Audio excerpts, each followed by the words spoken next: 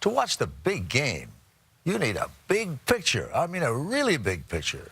And as Lee Cowan will now show us, that's where the folks in the small town of Brookings, South Dakota come in. Here on the plains of South Dakota, being a football fan can be a bit lonely. The closest NFL team is a 4-hour drive from here.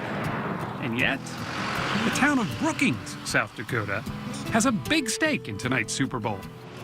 Because this is where the NFL goes up in lights.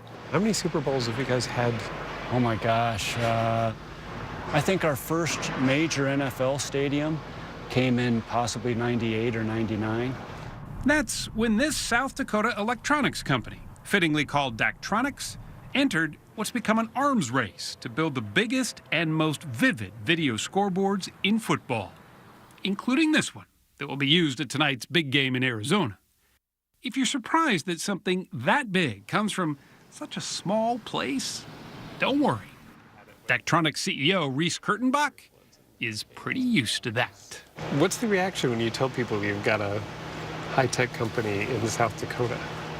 You know, that is one of the real mental hurdles we have to come over, really? is that here we are in South Dakota and we have a high-tech company, and that's, we're South Dakota, and you have to kind of position it on the map for some people even in the U.S.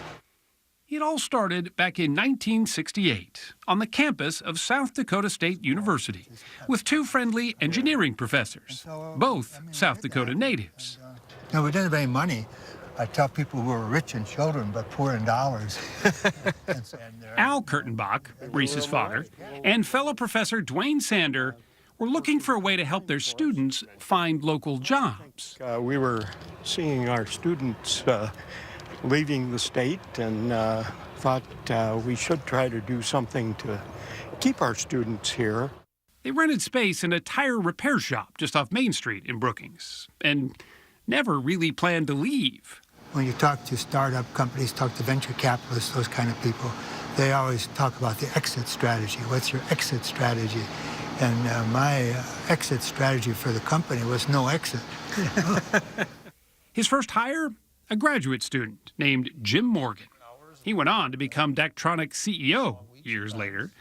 But back in those days, he didn't even know what the company was supposed to make. We really didn't have a product when we started, so every accomplishment you celebrate at those days, you know.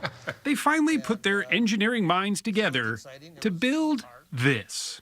It's a scoreboard for wrestling matches. It may look simple, but at the time, it was revolutionary, and they've never looked back since.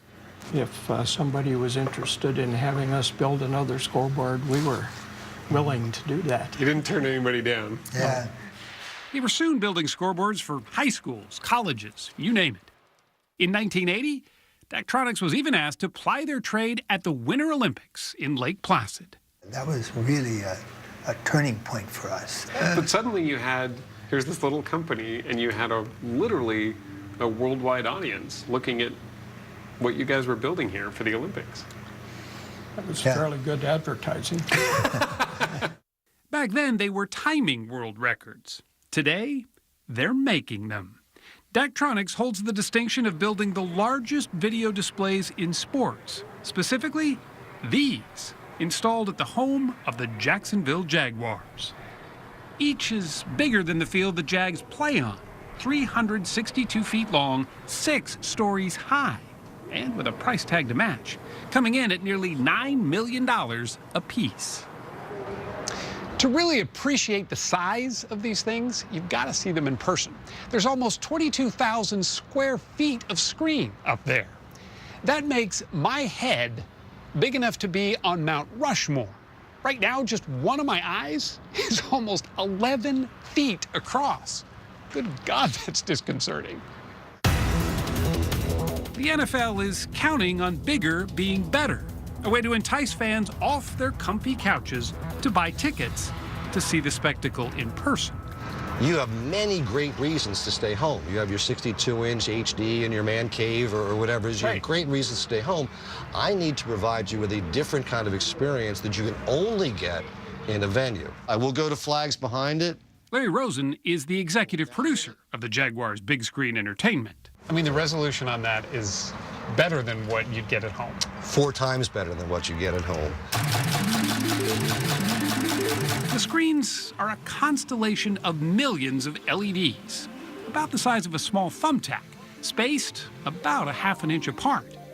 Standing near them, it's hard to actually picture a picture. All your eyes focus on are clusters of red, blue, and green lights. But back away, and those clusters miraculously blend together into a portrait in vivid detail. The panels undergo brutal testing to make sure that they can withstand the elements. Wow. Like you can just feel the heat right away.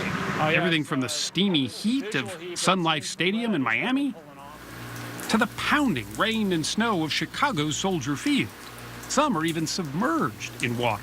It sits like this, it'll run for days and weeks without a failure. Really? Yeah.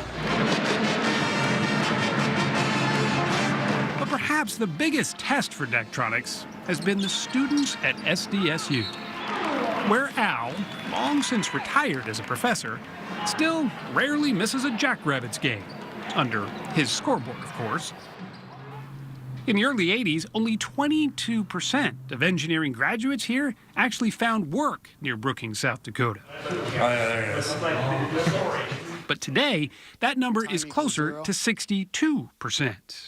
Many of Daktronics' would-be employees now attend class in Daktronics Hall. Yeah, I felt we always had to show them exciting work, demonstrate that there was exciting work right here in Brookings. Daktronics, of course, isn't the only manufacturer of stadium big screens.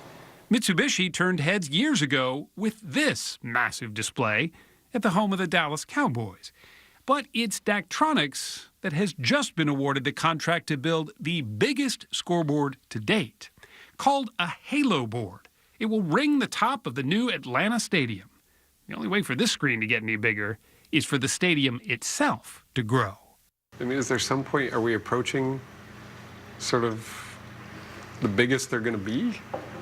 I think it depends on how large the checkbook is. That once that would certainly be a factor anyway. I guess that's true. Yeah, if the checkbook gets larger, we'll sure try to build it. And we undoubtedly will watch.